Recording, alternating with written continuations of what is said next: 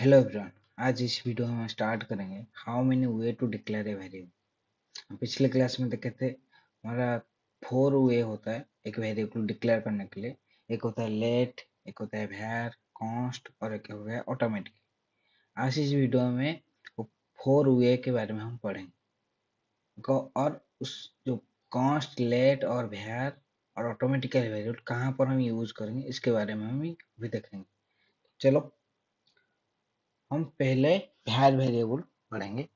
var variable basically कहाँ पर use होता है? देखो हमारा बेसिकली 3 तरह का काम होता है। एक होता है वेरिएबल डिक्लेरेशन, जैसे कि एक var a मैंने लिखा, ये वेरिएबल डिक्लेरेशन हो गया। और एक होता है इनिशियलाइजेशन, जैसे कि मैंने var a with assign some value, ये हो गया हमारा इनिशियलाइजेशन। और एक होता है वैल्यू असाइन, जैसे कि मैंने वैल्यू असाइन की। ये 3 तरह का काम होता है। इसको डिपेंड करता है हम लेट यूज करेंगे, var यूज करेंगे, कॉन्स्ट यूज करेंगे, कहाँ पर किसको यूज करेंगे। हमारा जो var वेरिएबल होता है ये क्या करता है कि var वेरिएबल कैसे डिक्लेयर करते हैं? जस्ट var कीवर्ड यूज करके। ओके, तो जब भी हम एक var वेरिएबल डिक्लेयर करते हैं हमारे जावास्क्रिप्ट कोड में, डिक्लेरेशन इनिशियलाइजेशन जो भी करोगे, सेकेंड टाइम तुम उसको डिक्लेयर कर सकते हो दोबारा, it can accessible.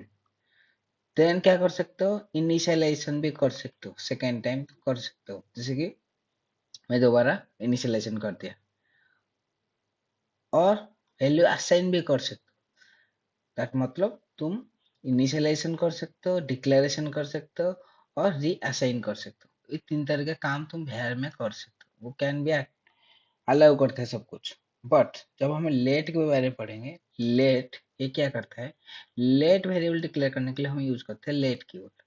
Late a equal 20। तो मैं जब लेट कीवर्ड डिक्लेयर करता हूँ, इनिशियलाइजेशन करता हूँ, तो मैं क्या कर सकता हूँ? दोबारा लेट ए इस तरह का नहीं लिख सकता, क्योंकि लेट वेरिएबल जो होता है ये री डिक्लेरेशन को अलाउ नहीं करता है, इस तरह के री इनिशियलाइजेशन को अलाउ नहीं करता है। जस्ट ये अलाउ करता है तुम वैल्यू को असाइन कर सकते हो, जैसे कि सिर्फ वैल्यू असाइन कर सकते हो। जब हमको क्या करना है कि वेरिएबल डिक्लेयर करना है, इनिशियलाइजेशन करना है एक के बाद, और उसके अंदर वैल्यू का असाइन करके काम करना है, तो इस तरह का ऑपरेशन में हम लेट को यूज कर सकते हैं। कॉन्स्ट कहाँ पे यूज करते हैं? देखो कॉन्स्ट कहाँ पे यूज करते हैं? Const means constant variable. Constant variable को तुम इस तरह डिक्लेयर नहीं कर सकते। कांस्टेंट वेरिएबल ऑलवेज इनिशियलाइजेशन होता है।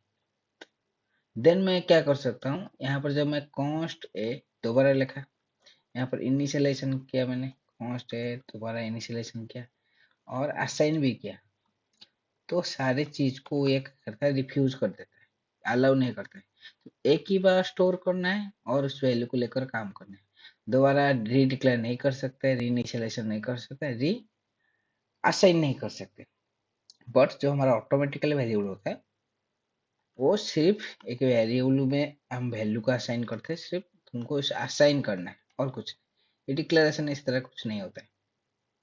ओके, तो चलो एग्जांपल देखते हैं। हम क्या करेंगे, पहले तो वेरिएबल को देखेंगे काम करता है कि नहीं। तो मैं क्या करूंगा, यहाँ पर एक var वेरिएबल लिखा है हमने, var a इक्वल 78। हमारे जैसे बोला था console डॉट लॉग में हम जस्ट कुछ वेरिएबल के वैल्यू को चेक कर सकते हैं।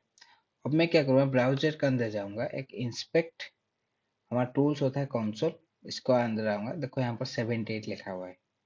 तो दोबारा मैंने क्या करूंगा, अभी री डिक्लेरेशन करूंगा। देखो var a लिखा, कुछ भी एरर देखो यहाँ पर नहीं शो किया। देन दोबारा और क्या करूंगा, var a इक्वल 90। तो देखो री इनिशियलाइजेशन मैंने किया, अभी देखो कुछ प्रॉब्लम नहीं है। और मैं क्या करूँगा, यहाँ पर a इक्वल 34 लिखा है, तो मैंने यहाँ पर री असाइन कर दिया। देखो यहाँ पर अपडेट हो गया। दैट मतलब है वैल्यू सब कुछ अलाउ करता है। तो उस टाइम हम क्या करेंगे, अभी लेट को यूज करेंगे। तो मैं क्या करूँगा, अभी यहाँ पर लेट यूज कर देता हूँ, लेट ए। देन 1 सेकेंड, मैं क्या करूँगा, अभी लेट कीवर्ड यूज करूँगा। देखो लेट ए मैंने लिखा 56, तो यहाँ पर 56 आ गया। बट मैं क्या करूँगा, अभी दोबारा उसको लेट ए लिखा, तो देखो एरर आ गया। क्या लिखा है यहाँ पर? सिंटैक्स एरर का है, identifier A has already been declare. तुम दोबारा डिक्लेयर नहीं कर सकते।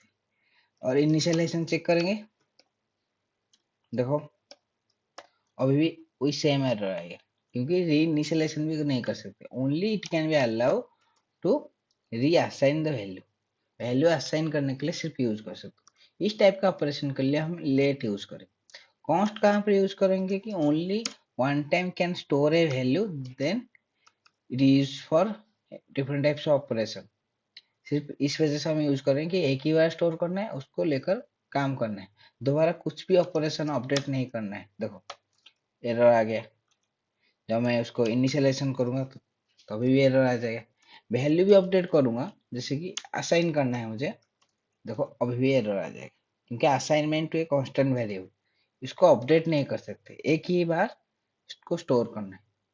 तो उस टाइप ऑपरेशन हम उसको यूज कर सकते हैं। यार कहाँ पर यूज करेंगे, जब भी हमको रीइनिशियलाइजेशन रीअसाइन सब कुछ करना है तो हम यूज कर सकते हैं। लेट कहाँ पर यूज करेंगे, एक ही बार डिक्लेयर करना है और वैल्यू को जस्ट अपडेट करना है, इस टाइप का ऑपरेशन यूज कर सकते हैं।